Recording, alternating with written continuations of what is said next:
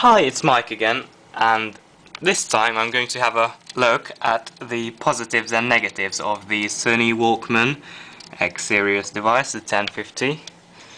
So first of all, let's power it on by pressing the home key. I'm not going to cut the video this time so you can see how quickly it really turns on, so I'm going to press it now. And we are already in the music screen. So let's have a look at the screen. This is an OLED screen. It's a truly beautiful one with almost 180 degrees visibility. It has really nice blacks. In darkness it actually looks like as if things were just printed on the front of the device rather than it having a screen. Next, it's a really easy to use UI, the user interface, so you can just click things, you can just drag lists till you get to the letter you want. It's really easy to use, no troubles at all, you don't have to learn it, it's really obvious. Third thing is the nice animations throughout the menus, such as, like opening, things like that, going into the cover flow, nice animation as well. Next, it's the best sounding portable music player I've ever had. Literally, it just sounds so good. Of course you have to have a good pair of headphones, like I have these Sony X1050s here. That's what they look like. And it's also excellent for watching videos straight off YouTube. You can see the icon there. Just click it and there we are. These are the featured videos, so let's watch one. I'm not going to cut the video again, so you can just see how long it will take to load. And I think this is actually the film already, or the video already, yeah, 10 seconds already gone. So yeah, this is it playing already. So it took literally a second to get it to play. Another positive thing about this device is the build quality. It is absolutely beautiful. It has these nice edges, shiny back, and it also doesn't feel that really cheap plasticky like my Nokia N79 for example. This, you just press the top and it creaks, listen to that. It's a cheap piece of plastic, this is. As opposed to that, the Sony Walkman it's great, absolutely great. It feels like it's got some material in it. It's not too light, not too heavy, it's perfect. And also it has the ability to play music while you're on the internet. So I'm just going to click play onto this one, minimize the player, and go into the internet. That's as long as it took to open. Let's open one of my favorites, like, let's go to the email. It's just loading.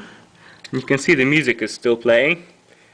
And yeah, as I said in my previous video, it sometimes has random errors, in which case it stops loading and you have to start again.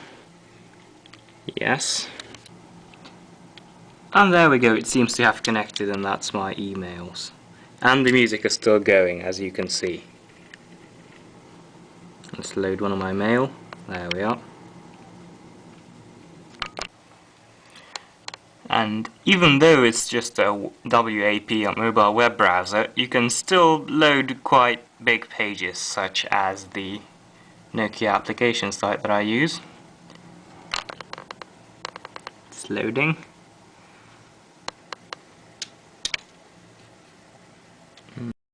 The loading bar at the top is still moving, but I can already scroll the page. Error, damn it. Anyway, it still seems to be loading. Has it loaded some of it? Yeah, there we go. Has loaded the menu.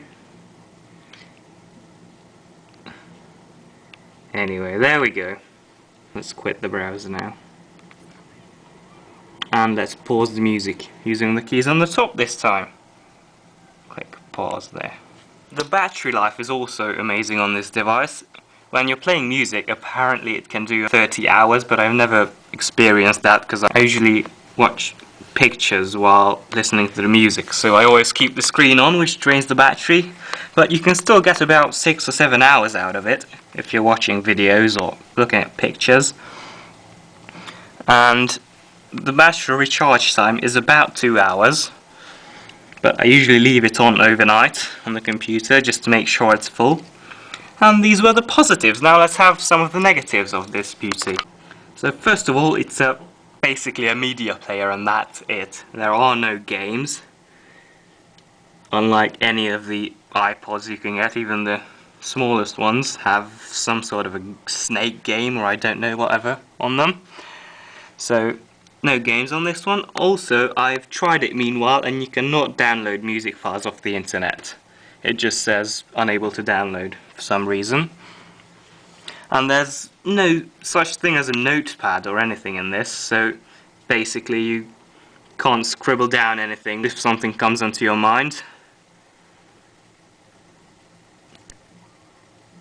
And it hasn't got any utilities such as stopwatch or countdown timer or something like that.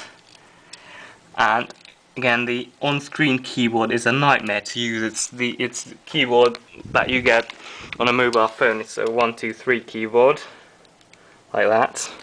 But it's just a nightmare to use. So yeah, it's difficult to write with that.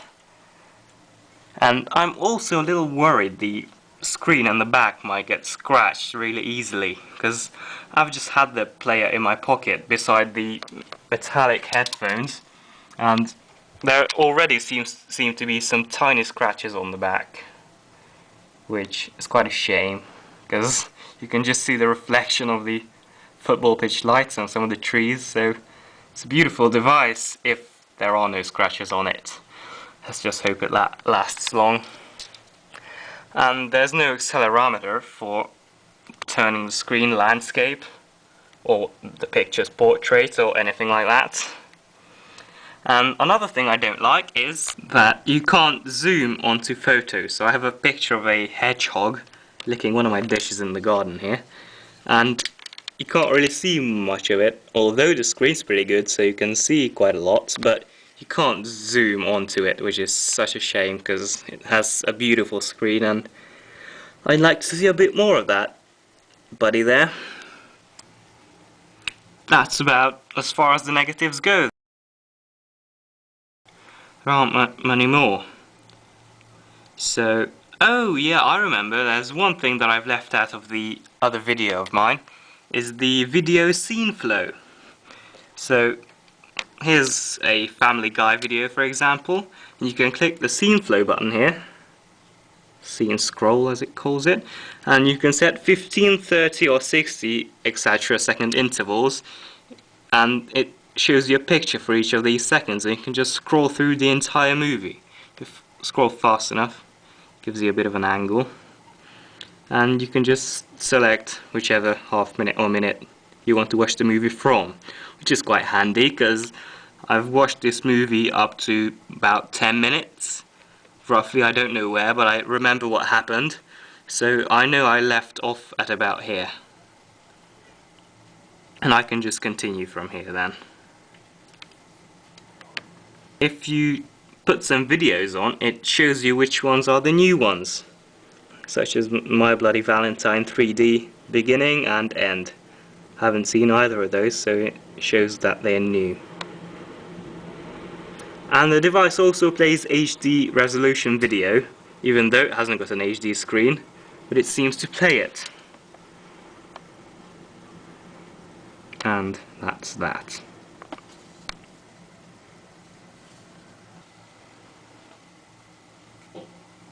This is the hold key, just in case you haven't seen it. Click that up and it comes held, and then it powers off as well, since the music wasn't playing, so it assumes you're putting it away. Click hold off, it turns back on. Quite handy. Thanks for watching. This was video part 2.